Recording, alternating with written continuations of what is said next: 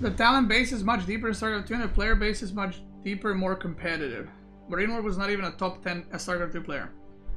That's a... Okay, do you know what that reads to me? What you just wrote reads to me someone that watched StarCraft 2 for like 2 years and you think you have understanding of the scene as a whole. StarCraft 2 history is a lot more complicated than X or Y was top 5 player, top 10 player. It's very wrong to look at. If you want to know the history, since I was competing for like 7-8 years there, StarCraft 2 players had no chance against Koreans for the first 6-7 years. No chance. Do you know why that is? It has nothing to do that they're better. That's a ridiculous statement. Like, are you saying that Koreans are just better at one game than everyone else? That's an insane statement. The reason was Koreans had, just like in every sport in the world, they had Brood War set up for literally 12 years before that. They had team houses, they had coaches, they had way better understanding of RTS games. StarCraft 1 to StarCraft 2 transition wasn't really that complicated. They had massive advantage over foreigners for the first 6-7 years. And once the pro houses and the coaches and stuff stopped happening in Korea, what happened then? What happened was the moment the pro houses stopped existing and the teams were not like super pro teams with fucking hundreds of thousands of dollars, foreigners started fucking beating them. And not only foreigners started beating them, foreigners are better in StarCraft now than Koreans are. To say X or Y was just like, LOL, they were not top player. Yeah, with the resources given, of course, if someone has 10 years of experience, of course they're... Like, imagine if AoE 5 comes out and some dude comes to play and he played only Minecraft. Do you think he's gonna compete against Marinelord and I? Of course he's not. We have, like, 3-4 years of experience of AoE 4. He has no chance. Doesn't matter how talented he is, doesn't matter how much he practices. There's so many things to understand. To discuss the levels, okay? Like, I'm honest. Like, I never said I was the best player in StarCraft 2. I wasn't, okay? So first of all, when I was in StarCraft, I had no understanding of what practice is. I played games when I prepared for tournaments. I watched replays from my opponents. I didn't know how to analyze a replay. I didn't know how to open a replay and be like, oh, he has a certain pattern that I can use, or on this map he does this way or does that. Because that wasn't ingrained in my mind. Because I started playing StarCraft 2 when I was 18. And before that, I played RTS games. Single player, some multiplayer against noobs, right? But I never played it competitively. So what ended up happening? When I started competing in StarCraft, for the first year or two, it took me I was great on ladder. It took me a while to do anything in tournaments. Why? Because I was competing against ex-Brood War pros in foreign scene, ex-Warcraft 3 pros that have had 4, 5, 6 years of experience of competing. So they didn't have experience in StarCraft 2, they had experience in competing. So they understood, this is how you prepare for a tournament, this is how you do this. And it wasn't, everything was still new. You have to understand, Brood War in Korea was still massive, right? But outside of Korea, esports for RTS was non-existent, okay? And that's always gonna be like, my accent, there was a tournament in AoE 2. Okay, nobody cares. Like, I'm saying on the grand scale. People just didn't know how to do this. So StarCraft 2 early on was dominated by Brood War and Warcraft 3 players. There was no players that just had no experience in RTS games that came and did anything of importance, okay? Because these guys just knew how to play, they knew how to prepare, they knew how to think in competitive terms, they had the mindset, they had the experience. So over time, as that was happening, Koreans were completely dominating because they had 12 years of experience, right? They had pro houses, guys, they had coaches. They would wake up. This is I have been to Korea. I've talked to teams who manage Korean teams. This is what happened. They wake up in the morning, whatever time. Let's say, I mean, morning. They wake up at 10, let's say. They eat breakfast. At 11 to 4, they practice with each other. That's it. You practice 11 to 4, Terran versus Terran. you have 1 hour break, and then you have 5 to 10 or 11 in the evening, you practice Terran versus Protoss. The next day, you practice Terran versus Zerg. Then you have analysis. Then the coach comes, looks at everyone's win rates, looks at what everyone is doing. He watches them play. He writes all the mistakes you did. He writes all the mistakes that the opponent you're preparing for is making. And he fucking chews it up for you and spits it in your mouth. And you say, oh, okay. And then you continue practicing. Meanwhile, in the foreign scene, it was like, hey, do you want to play some games? Sure. And then you play and no one's sharing any information with anyone because we had teams, but the teams were not that close, right? So you had coaches, you had other players giving you tips. When early StarCraft 2 happened, there was so many builds being discovered.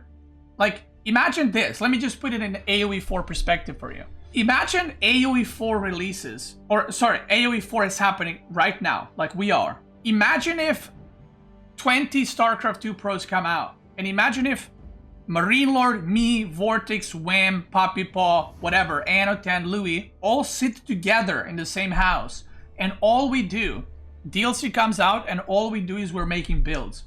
Who do you think in a month or two is going to do better? The people who just started playing? Or us who have been playing for 3-4 years, and we're all cooking up builds together? Or a bunch of individuals? Obviously we would do better. That's what happened in StarCraft 2. For years. For years. They had extreme upper hand in infrastructure because gaming is a recognized sport in Korea. So it's very legalized. You have pro licenses. You have a license to be a professional player, professional gamer. There's salaries, there's sponsors, there's a bunch of stuff, right? Because of that, they had a massive advantage. To go back on the earlier thing regarding who was top X or Y, people are very quick to forget, and I have been in the StarCraft community for very long, and I am in this community as well for 4th year now, right? And people are very quick to forget players who were good or were best at their time. I see this when I was playing StarCraft, like in 2016, people would say like, bro, who the fuck is and then that person like won every term in 2012. But they quickly discredit them because, well, they didn't win anything recently. It's like, well, yeah, but at the time, they were the best, right? So, to give you an example, I actually saw a Reddit once about 2 years ago where people were, in StarCraft 2 subreddit, AoE 4 was mentioned, and people said that Vortex and Lucifron were not even that good in StarCraft. Let me just give you the history, okay, of competitive StarCraft. Korea dominated first 6-7 years. They were the best, probably top 30 players in the world, probably top 20-22 were Koreans. But you had European scene and you had North American and the South American scene. South American scene was the only good player for a long time was Special for a long time. There are some players here and there, but he was the only one who could compete with Koreans and Europeans. NA scene had a lot of players. Realistically, NA scene only had 1 to 3 good players at the time. When I say good, I mean like competitive players with Europeans. And then Europeans had a lot of competitive players. Vortex and Lucifron, at their peak, were extremely good. Okay? At one point, when they were both competing at the same time, they were both, I would say, in top 5 of European players. And I would say even Lucifron, at its peak, was the best Terran player. I don't remember how long that period was. Maybe that period was 6 months, maybe it was a year. But he was extremely good. Okay? Now, was he good for 7 years in a row in the best Terran? No, he wasn't. They weren't playing 7 years in a row, right? And also, you know, meta changes, patch changes, new players arrive, new players win, and so on. Vortex also did really, really well. And I mean, if you search their like stats and how well they did in tournaments, you can see this. I don't know how long back they keep track of this, but they were really good at their peak, is my point. Like, Vortex was one of the first aggressive Zergs in Foreigner Pro scene that did well at the high level, okay? Like, whenever I see this, oh, they were not even good, what is that compared to? Are you comparing them to players now? Yeah, they're not good because they're not playing, and they also played 10 years ago where players were a lot worse. When we talk about how good the players were in StarCraft 2, until 2017 or 2017, I wouldn't even include comparing foreigners to Koreans because of what I was talking about earlier. Their whole infrastructure was just better, and the competition was just pointless, right? So I'll talk about NA to Europeans, right? NA and Europeans. Marine Lord was, in my opinion, for the first, I don't know how long he played. Again, I don't know the exact dates, but let's say he played from 2010 to 2016. He was probably always like a top 5 Terran. Top 5 Terran being a race Terran, right? StarCraft 2 always has this like, who's the best Zerg or who's the best Protoss or who's the best Terran. And at its peak, Marine Lord was the best Terran, right? At his peak. I don't know when that was. And there was that famous match that I remember, that I'm sure a lot of StarCraft 2 fans remember if you watched. There was a team league, and France ended up beating Korea with Marine Lord winning 5-0 against Koreans. The Koreans brought up, obviously, their best players. It was 5 best of ones, and Marine Lord won 5-0, right? So, would Marine Lord beat those players in a best of 5? All of them? Probably not, right? He would probably, if he did 10 best of 5s against all those 5, he would probably lose against all those 5. But that doesn't mean he would lose all the games, right? That doesn't mean he was dog shit. But he was pretty good, to give you just to give you a comparison, right? So, was Marine Lord winning tournaments, like LAN tournaments? He wasn't. But this is the thing that, again, a lot of people in StarCraft 2 are so fucking stupid about, because the only players they see good is players who win LAN tournaments. StarCraft 2 had like 200 competitive players. Let's say there's 10 tournaments a year. One guy would win like 5 of them. So out of 200 competitive players, the tournaments would be won by like 5 different players, right? For a whole year, let's say. And then people just exclude everyone else is trash. Everyone else is garbage. You know what I mean? They suck. They're useless. They're worthless, right? And I think that's pretty unfair to a lot of people. Like I saw this happen in AoE4 subreddit now. I saw people calling like, oh yeah, AoE4 scene gets dominated by mediocre StarCraft 2 players, and it's like, I think it's very stupid, to say the least. Like, you cannot say Vortex and Lucifron, who were pro players in Warcraft 3, Marine Lord, who as well, who was very good at his peak, right? You can't just say like, oh yeah, they were trash because they didn't win tournaments. How many Europeans did win tournaments in those years? Like, how many foreigners, aka people outside Korea, won the tournaments from 2010 to 17? How many? Like 5 of them? So what does that mean? All the foreigners were trash in that era? Just complete garbage? That makes no sense. Like, okay, yeah, we were all bad compared to Koreans. Sure. But there was also only so many tournaments that you could win, and the competition was pretty hard. I'm trying to think who else was in StarCraft 2 from AoE4. Alinok, you know? Like, I saw this again. These were 2 threads that I was reading, by the way, with StarCraft 2 players in AoE4. People say Linok was an average Zerg. Linok was the best Zerg at his peak. Linok was playing in GSL finals. Like, what are we yapping about? He was literally in GSL finals. GSL finals, for those that don't know, is the most competitive Korean league. How can you say for Linok that he is an average Zerg when he was in fucking GSL finals and he was constantly placing high at the time? Linok made $300,000 StarCraft 2. That's what I mean, right? But then people just go like, well, he hasn't dominated for years, so he's obviously garbage. He won MLG 2 times. There you go. He won MLG twice. And people say for Linok that he was an average StarCraft 2 player. I'm sorry, but average StarCraft 2 player doesn't win LAN events. Like, another thing is like, I don't mean to players right now in StarCraft are way better than players were in StarCraft back then. That's obvious. That's true for every game, right? Because with time, players get better and better. But there's also like how competitive the game was. The game was way more competitive when Lenok won those events than now. Because then there were team houses, there were pro teams, there were Kespa teams playing, there was a lot of shit happening, right? There was a lot more money in StarCraft. Lenok was very good at his peak. Like, whoever tells you he wasn't is a moron, okay?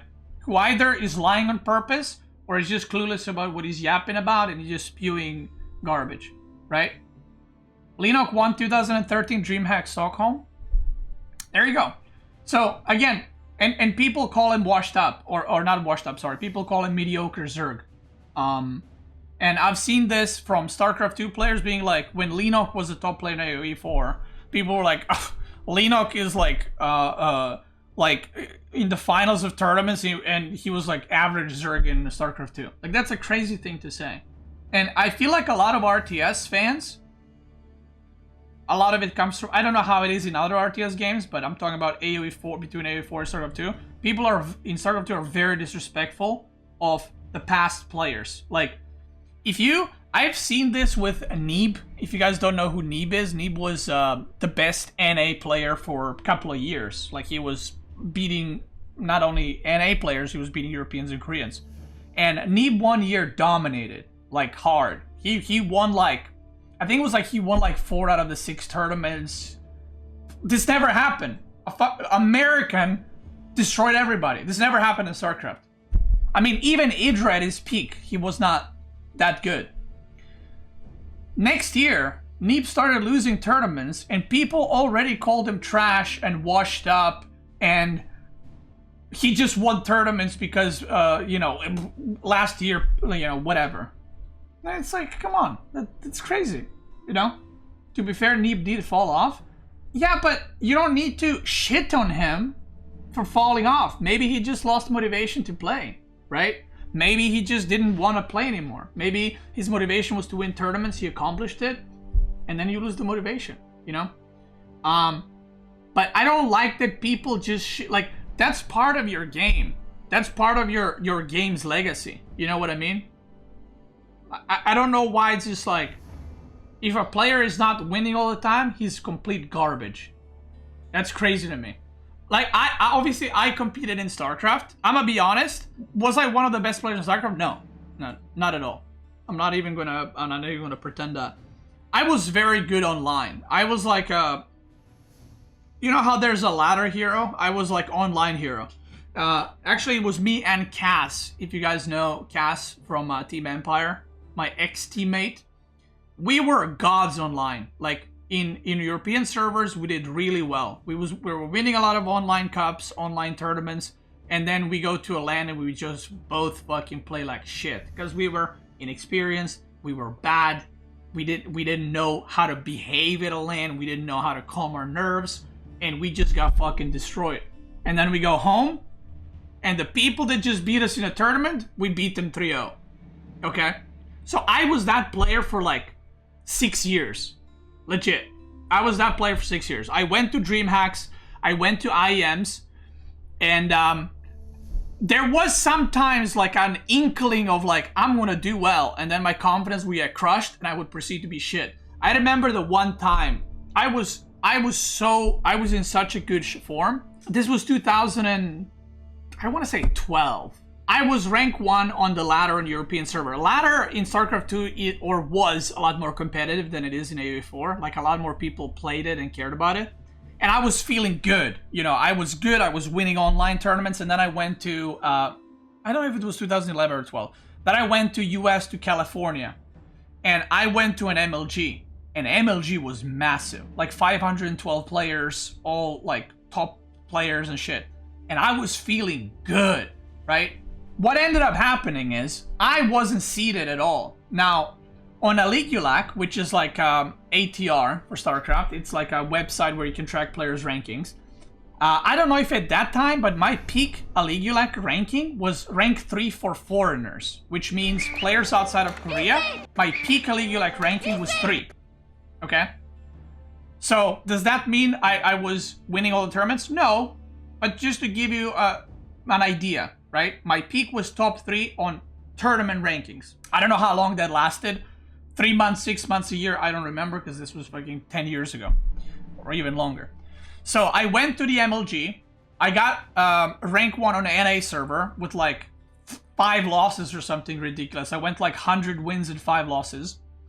And I was ready. I felt like, okay, I fucked up in the previous tournament and I'm ready. Do you know what I mean? I am ready to go. Let me show you this. And I was ready and I was hyped, and for the first time I wasn't nervous. You know what I mean? Like I felt like I could do it. Like I could finally play my game. I'm trying to find the event to show you. By the way, I just Googled MLG Rally because I'm trying to find out which event that was, and Linux won the tournament here. So there you go, how washed up and stuff people I think it was this one. So this is what happened. I go to this MLG. This was MLG Anaheim 2012. I think it's this one. And the admin, like let's say I was ranked 10 Aligulac at the time. The fucking tournament admin doesn't seed me into the tournament. Like I don't get seeded at all, right? So I get placed at a random spot in the tournament. Do you know what that random spot was? By the way, this is 512 players, I think the bracket was. This is not the full bracket. This is like the championship bracket, where it's like once the players advance for the massive bracket, which is like long as fuck. In round 1, I played against Sase, which at that time was the best foreigner Protoss. In round 1, I played against Sase. And I lead 1-0, and I end up losing 2-1 because I threw the game, okay? And I'm like, bro, I can't... First of all, I was like, why am I playing against Sase in round 1? So, it's like, okay, GG, you know, well played, blah, blah, blah. I go down to loser's bracket, because I was like, you know, I'm fine. Like, I knew Sase is really good. I go to loser's bracket, and I kid you not, do you know who I met in loser's bracket? I couldn't believe it. I go down to loser's bracket, I win 1 round, and the next round, the opponent that dropped down, I can't remember if he like didn't show up to his match in time, and he got put into the lower bracket. I get match versus Bjol. In round 2 of loser bracket, of a bracket with 512 players. If you guys didn't know who Bjol was, he was one of the best Zergs at the time. And I was like, are you fucking kidding me? Like, I go to my first LAN event and I'm confident, and I meet Sase and then Bjol in 2012. And I was just like, it was so demotivating for me, you know? So I start leading against Bjol, 1-2. Second game, I remember this because it was so, you know, I go 1-1 against Bjol, like this Korean fucking Zerg monster. And then in game 3, I have a lead and I fucking throw it all away. Like, I mega throw. And I lose the tournament. And I'm out. It is what it is. Now, was I the best player in the world? Hell no. I'm not even gonna argue that. I wouldn't even say I was the best foreigner at any point in StarCraft 2. I would say I was the best Terran at some point in StarCraft 2. I don't know how long that was, right? Was that a month, 3 months, 6 months? I don't know. But if I was rank 3 on Aligulac, which is again like ATR for AoE 4, then I was probably pretty decent, right? Like, I can't be terrible. So there was a tournament when I knew I was gonna retire, like I was done, and I wanted to retire from competitive scene. I mean, this is my Wikipedia for StarCraft. Now, this is not correct. I will say that I made more money than that. Not a crazy amount, but probably say I made like 60, 70K. So not crazy amount. And I competed for 6.5 years, I think. So obviously I had teams back then and sponsors and all that. So again, I was not winning tournaments. I just want to reiterate that. So this is the Wikipedia, whatever the fuck it's called. What is that tournament called? It was in 2016 or 17. I knew at this point that I was done. Like, I knew I'm done competing. 2016. I wanted to start making YouTube videos, and that's around the time where I made my YouTube channel. And I was like, this just ain't for me. I had no motivation to play or to compete or whatever else. Look at that. Max Pax and Beastie versus Clemini Laser. 4-2. That's right. This is in 2020 when I was making content. Think about that. Think about that. So this tournament, I knew I was done. Like, I knew that this is my last tournament, and I was kind of like, I'm going to give it my all. You know what I mean? I'm going to give it my all. So I practiced, and I was like in the zone, and I was like, I want to leave nothing behind. You know what I mean? I want to go in and leave nothing. I don't want to have any regrets when I quit. Because there were some tournaments in Starcraft where I was like, man, I wish I practiced more and stuff like that.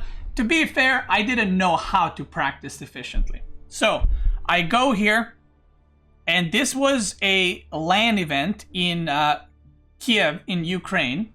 It was WESG. WESG was like a massive tournament, and this was the European like championship qualifiers. Like the grand event in China had $200,000 first place. So this was a massive event.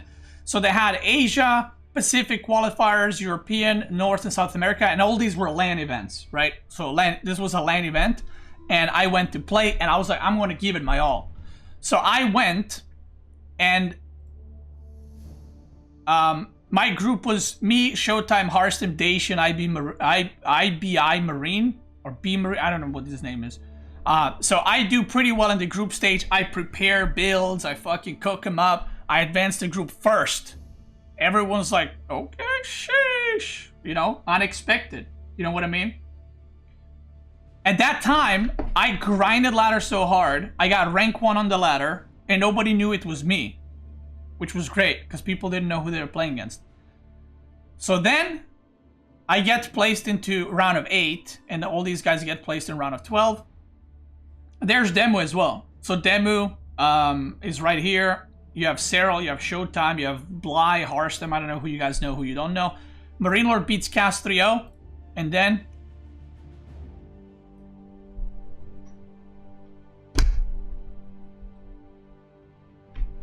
I boot his ass out. That's right. So, in the end, I lose to Nurture 3-1. Dude, Nurture was my nemesis. I'ma say. He was my win rate against Nurture was not it. Like, it was not it. Like, I think I had like 20% win rate against him. It was bad. He just fucking wrecked me every time. In the end, I got 3rd place in this tournament. This was a LAN event for the best European players. I got 3rd place. So again, I was not winning LAN events. I was not winning hundreds of thousands of dollars in tournaments. But I would say I was pretty good Terran, right? So for these people to come and be like, yeah, AoE 4 is getting dominated by washed up Starcraft players. Also, by the way, Demu was a top player at his peak. He was the best Terran at his peak. You know what I mean? So, like, yeah, we're old. Are we washed up in StarCraft 2? I mean, yeah, we don't play it anymore. We're shit at StarCraft 2 now. You know what I mean?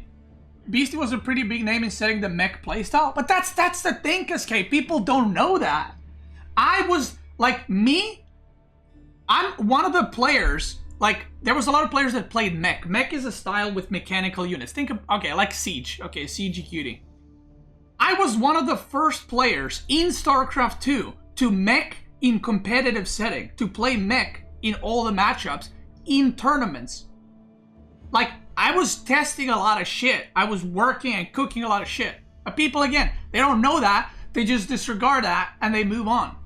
When AoE 4 came out, and I'm going to tell you this, a lot of StarCraft 2 players did play AoE 4, in fact, if you guys did not know. And they got stuck at like top 200. Omega stuck, like super stuck. Like stepsister in a washing machine stuck. And not because they didn't play a lot. I remember there was a couple of players, they were the top players in 2021-22. They were playing AoE 4 and they could not go past rank 200. Okay? So there's this notion that if StarCraft 2 players came over, they would dominate the scene. Which is bullshit. I'm sorry, but that is crazy. That is crazy. You're telling me that Lenok, who won who's been in the GSL finals. I don't know if he won GSLs, I can't remember. He won MLGs, he won DreamHacks. He came to AoE 4 and he didn't win a single event. My win rate against him was 10-0. 10 best of 5s or 7s in competitive AoE 4. But you're telling me if a random fucking European top 5 pro is gonna come and is gonna dominate the scene? That is insane. That is crazy. Now, there are some players from Starcraft 2 that would 100% be very competitive in AoE 4. I'm gonna be honest. Younger players especially. I think Cyril and Clem would do insanely well. Cyril and Clem specifically would do insanely well, and they might even dominate the scene. They're 10 years younger. Can you imagine Cyril on AoE 4? I don't need to imagine Cyril on AoE 4. If you don't know, Cyril has been playing AoE 4 since the release of the game, and from what I know, he's still playing it. Cyril plays AoE 4, or at least played until like 6 months ago. I don't know if he still plays. He plays 2v2s with Zugaliank, another ex-Starcraft 2 player. Cyril, at the start of AoE 4, he played and he was very good. He was very good. So I think some players from Starcraft 2 would do really well in AoE 4. Last game of Cyril were 2 days ago? Yeah, so he still plays. Like, I have no doubt in my mind that if Starcraft 2 dies, that Cyril would play competitive AoE 4. Because he clearly likes it. He's been playing it for fucking 4 years now. 3-4 years. This is why majority of the Starcraft 2 players would not do well. Now, when I say not do well, they would not win tournaments, okay? Do I think that those top 50 guys would be, after a year in top, they would be like in that top 50 of players? A lot of them would, probably 30-40 of them would, because they're more used to practicing and like hard work and putting in the time. So they would be good. Out of those 50 players, realistically, only 3 of them would have a chance to win the tournaments. Which is probably like people like Cyril and Clem. And, you know, 1 or 2 more people. Because StarCraft 2 is like, make units, be very on point with your macro, micro, and you'll win games. There's not much depth in strategy, there's not much depth in builds. To have the knowledge and to not only catch up to us, but to remember all that information is insane. Like, there's over 200 matchups in AoE4, and with more civs, there's gonna be even more, right? The knowledge that you need to play the game is crazy. It is, you cannot compare AoE4 strategy and civs and game knowledge to StarCraft 2 skill. It does not translate. It's like saying if you're good at baseball, you're gonna be good at fucking football. Like that, it just makes no sense. Like, it's 2 different things. As simple as that. Some players would be very good mechanically. They would even win a lot of games in their mechanics. But the moment we get into best of 5s, best of 7s, the moment we get into hybrid maps, they would have no chance. Because that requires immense game knowledge. I would say the same for Korean players. I think some Korean players would be insane in AoE4. Like, one of the players that I think would do insanely well is actually Rogue and Dark from StarCraft 2. I think they understand StarCraft in a different way than other people did. I don't know if they're still active or they still play, but they're very good. You know, they're very, very good. I think players like Gumiho would do really well in AoE4 because they think differently. Max Pax would do, I think, really well as well because Max Pax thinks differently, and AoE4 is not just like A to B and you win. It doesn't work like that.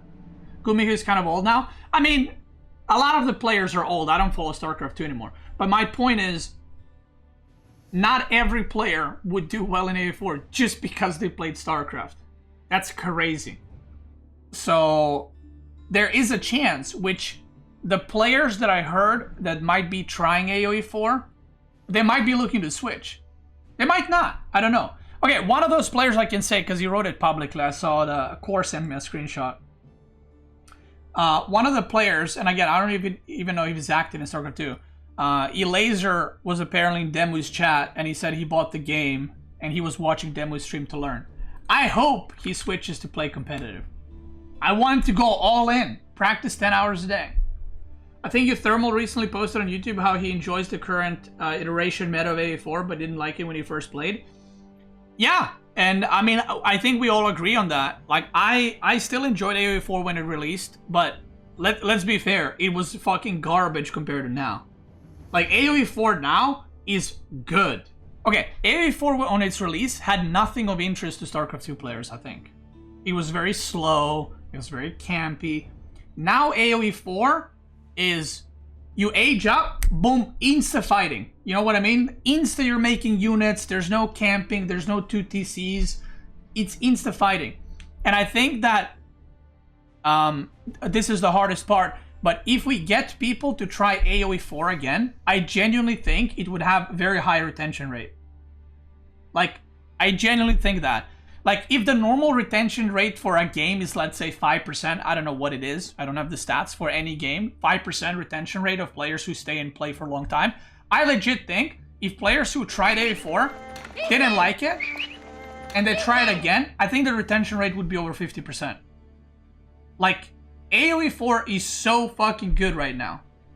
And I wish Microsoft and whoever fucking World's Edge, Forgotten Empires, I wish they did more promo. I wish they did like mass promo. Maybe we should do it on like Facebook ads or something. Come try AoE 4, it's good. And by the way, AoE 4 players' numbers are rising. Like, nothing's fucking happening for the past 3 months and the player numbers are rising. And when the DLC hits, the player numbers are gonna skyrocket. And every DLC release is like gonna be like a mini fresh start for AoE 4, where I hope a lot of people start playing again. But it's also on you guys, it's also on me to get other players to play it. Like to be like, to ask your friends to join you. Be like, yo, there's new civs, you wanna check it out? Because I believe genuinely that the player retention rate would be very high. Is there mini games? There's mods. There's a fuck ton of mods.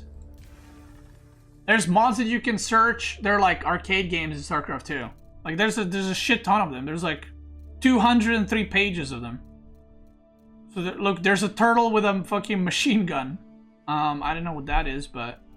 So, my point of this whole rant is respect your pro players in AoE 4. Respect the players who used to play like Linux. Don't say Linux was trash. Linux was not trash.